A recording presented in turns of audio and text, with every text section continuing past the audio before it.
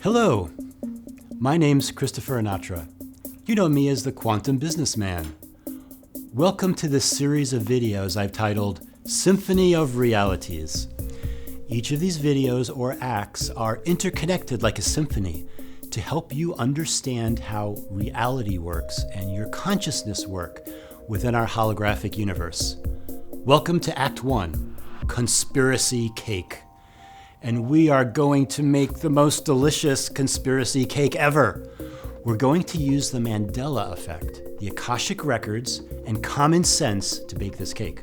But first, some background about our reality. If we are observant, we have clues all around us that we are in a hologram. This is a phenomena known as the Mandela Effect. And most likely, it's the Mandela Effect which has brought you to this video series. Because I could talk to you all day about holograms and reality and hard light DNA and that you are actually lucid dreaming, but unless you experience something so shocking and so personal as a Mandela Effect, you might think I'm just talking about some theory about reality and consciousness. The Mandela Effect exposes the hologram. They are the glitches in the matrix that you might expect to happen in a hologram. I liken the Mandela Effect to Easter eggs in a video game. They are hints and wonderful surprises that we have experienced a timeline shift. Mandela effects can be caused by merging timelines, timeline insertions, and even time travel. Okay, to make this cake, we're going to have to start by cracking a few eggs by revealing some dark truths. We're going to talk about the current controllers of this hologram. Who are the controllers? What do they want? What are their motivations? What happens when a Mandela effect is so huge that it would wake up humanity very quickly? If you want humans to stay asleep and stay in their cages, you need to do everything in your power to stop that Mandela effect from spreading by using misinformation. With this said, I bring your attention to Agent Smith of the Matrix movies. If there were Agent Smiths in this reality, they would try to convince you that Mandela effects are misremembering, or that you are confabulating. Look away, you hypnotized human, nothing to see here. In February of 2020, I had what I feel was a kind of interaction with these Agent Smiths. This is what happened. At my company, every Monday we hold a staff meeting, and these staff meetings became known as Mandela Mondays, because I would present a possible new Mandela effect and see what everyone thought. February of 2020 was special because there were 29 days this year instead of the normal 28 for February. This occurs on what is called a leap year. And by the way, boy do we leap in 2020! I had done some research on leap years on the Sunday before the meeting and was shocked to see that every site on the internet said that a leap year was every 5 years. All the sites specifically said that the year 2000, 2005, 2015, and 2020 were leap years. I thought, wow, I just found yet another shocking Mandela effect, and I couldn't wait to share it with my team. I always remembered a leap year to be every 4 years, not 5 years. Even right before the meeting, I checked again, and yes, everywhere online it confirmed 5 years. At the meeting, I asked everyone how long a leap year was, and everyone said 4 years. Even those on my team that seemed to never acknowledge a Mandela effect at all, they all agreed it was 4 years. I went to the computer attached to the projection screen in the conference room and Googled it like I had done just before the meeting. I was so excited to show them this most recent find that I found. But now, everywhere it said a leap year was 4 years. All of the sites that had just previously said 5 years all went to 4, and they were using the years 2000, 2004, 2008, 2012, 2016, and 2020. My staff was confused. I was confused. It just didn't make any sense. But then I got an immediate knowing of what happened. I looked up and said, I see you, you Agent Smiths, and you just wasted a chess move. They were playing with me, and I knew it. It was embarrassing at first, but taught me a lesson about how you are observed and how those agent Smiths can attempt to discredit you. Now I bring your attention to the Apple Macintosh computer and the sinking of the Titanic. Apple Macintosh computer and the Titanic? What do they have in common? They represent some of the ingredients in our conspiracy cake. So a conspiracy cake with apples and icebergs. Let's start with the Apple Macintosh computer. As many of you know, the spelling of this popular type of apple has changed from Macintosh to Macintosh, which is also a popular Mandela effect.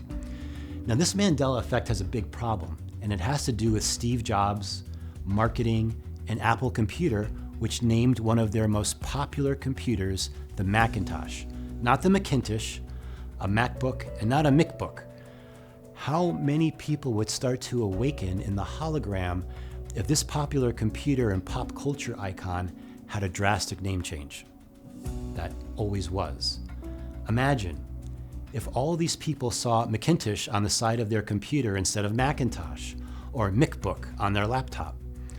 For myself personally, I've been involved with produce distribution for 30 years, and it was never spelled M-C-I-N-T-O-S-H. Macintosh. That just looks ridiculous. As a side point, another Mandela effect from the world of produce is the avocado. It has always been Haas avocados, H-A-A-S, and never Hass, H-A-S-S, as it is now. The agent Smiths of this world had a problem when the spelling of this popular apple changed, primarily because one of the most popular and well-known computers in history was named after the spelling in a previous timeline. It had to do with marketing and advertising and how millions of people were intimately familiar with the Macintosh computer, so they needed to adjust and to revise the situation. After this Mandela effect was spotted by many, all of a sudden Wikipedia articles and other websites stated that even though this popular variety of apple was spelled Macintosh, it was always pronounced Mac, and it was always called the Mac. Really? Not in my timeline. In other words, Agent Smith tells us we are misremembering. Go back to sleep, hypnotized human. Nothing to see here. Does this sound like a simple conspiracy theory? Just sit tight a little longer. Let's mix up some icing for our cake with an iceberg and move on to the Titanic. James Cameron in the movie Titanic, one of the highest grossing movies of all time, actually came to the rescue of the Agent Smiths of this hologram. How did the movie Titanic assist these controllers? Titanic was one of the largest revenue grossing and most popular movies of all time. Most people remember Jack and Rose and how at least 1,500 people perished when it sank. And as I mentioned in the opening sonata of this symphony, the character of Rose inspired me to change my life. In some timelines, in the Hairball of Time on April 15th, 1912, the Titanic never sank and no one died. What? How could I possibly even make a statement like that? What kind of conspiracy is this? First, understand what a conspiracy theory is. It is defined as the pursuit of knowledge of a dark truth. Let me repeat that. A conspiracy theory is the pursuit of knowledge of a dark truth. Let's look at the facts, and you decide if it is possible that the sinking of the Titanic could qualify as having a dark truth. Better yet, imagine yourself sitting on a jury. No one is going to be decided guilty or innocent. Your only objective is to decide for yourself if the sinking of the Titanic qualifies as a legitimate conspiracy theory, a legitimate dark truth. Because in the future, things our governments and leaders have dismissed as crazy conspiracy theories are going to be revealed as truths. People will be looking at conspiracy theories to help discover the truth of what happened. They tell us, oh no, that wasn't a UFO, that's just swamp gas. Nothing to see here, you hypnotized human, move along. For a moment, I just want to explain why I say hypnotized human. This is a pretty important, and in the future I'll spend more time on it, but essentially, you have been hypnotized to believe that this dream or this reality is the only one. When you go to bed at night and you dream, whether you remember your dreams or not, you wake up here believing this is the only real experience. I'm here to tell you it's not. But the controllers of this reality have done so much to dumb us down and believe that this reality is all there is. Now, back to the courtroom. The defendant, the controllers of this system, have already put forth their case. It's a scenario we've heard over and over again. The Titanic hit an iceberg, which tore its hull open, sinking the ship. And because there weren't enough lifeboats, over 1,500 people drowned in the icy waters.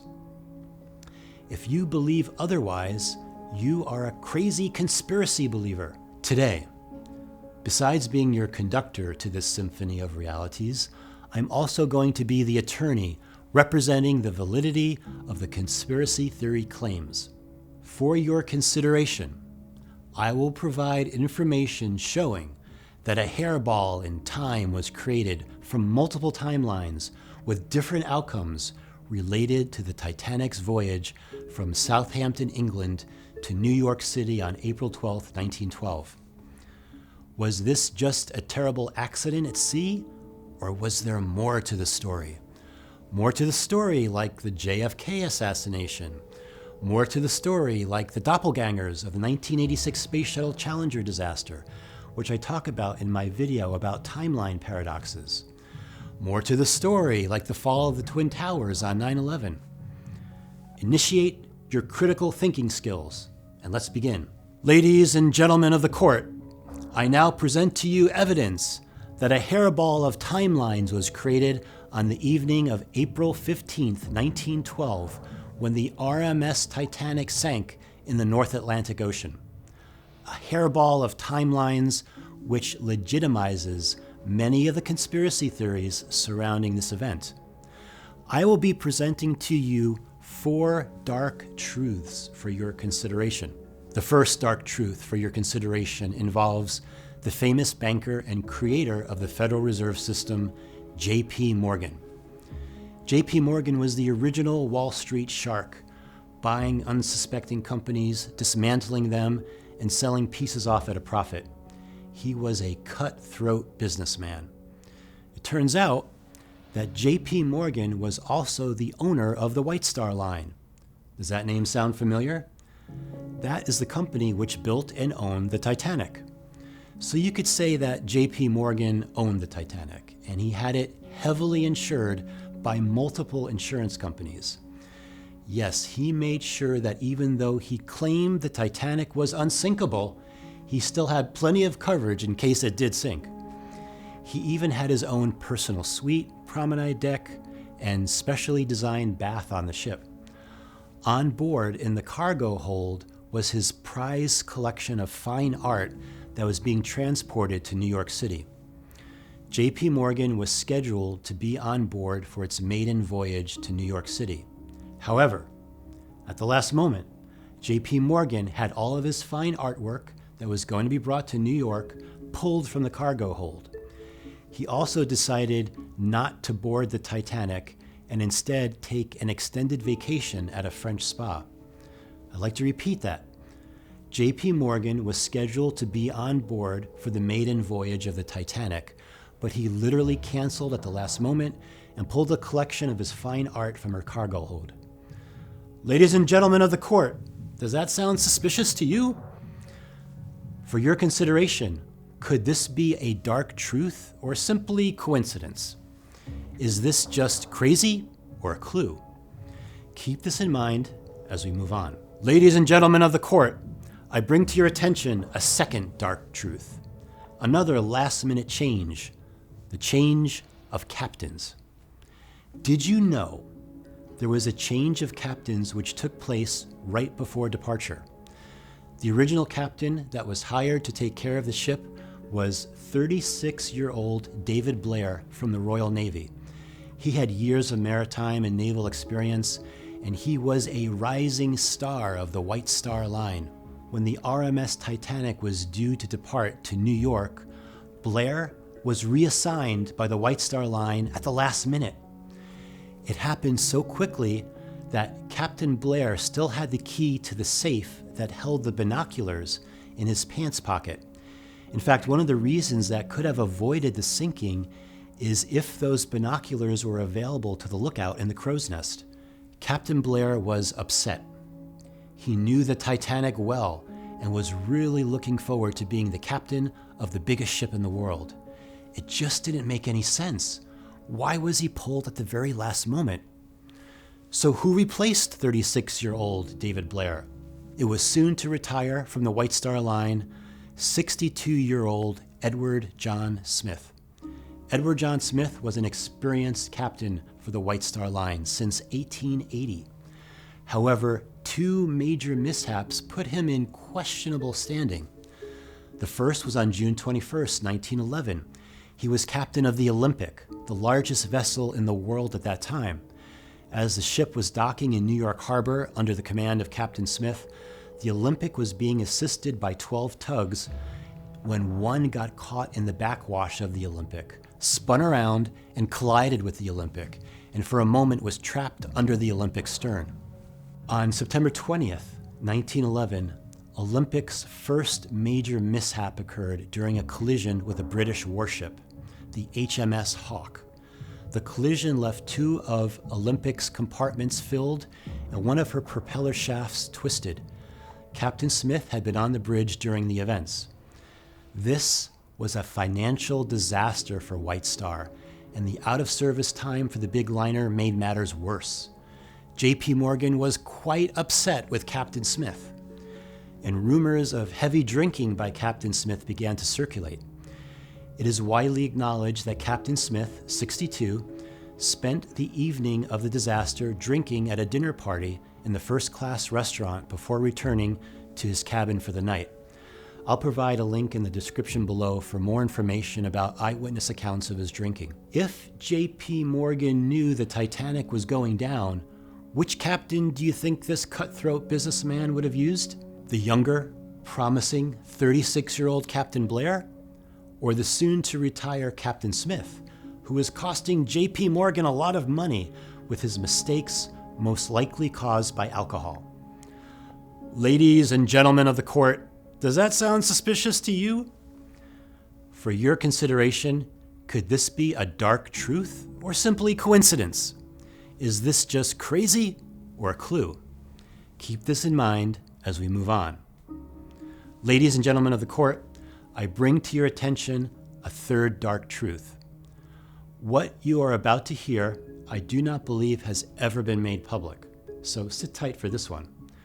But before we move on to our next act, I'd like to bring to your attention a Mandela Effect for myself and many others. It's known as the SS Eastland Disaster, and it killed more people than the Titanic and the Lusitania. It is the greatest maritime disaster in the history of the United States, with the loss of life of 850 people, mostly children and teenagers. It occurred on July 24th, 1915 on Lake Michigan, and happened because of the Titanic. You see, because the Titanic didn't have enough lifeboats, laws were enacted to increase the number of lifeboats and rafts on all passenger ships. As a result, the SS Eastland could not bear the weight of all the additional lifeboats and flipped upside down, trapping the children below. It was a horrible tragedy that came about as a consequence of the Titanic, one of the many ripples in time that occurred as a result of the Titanic sinking.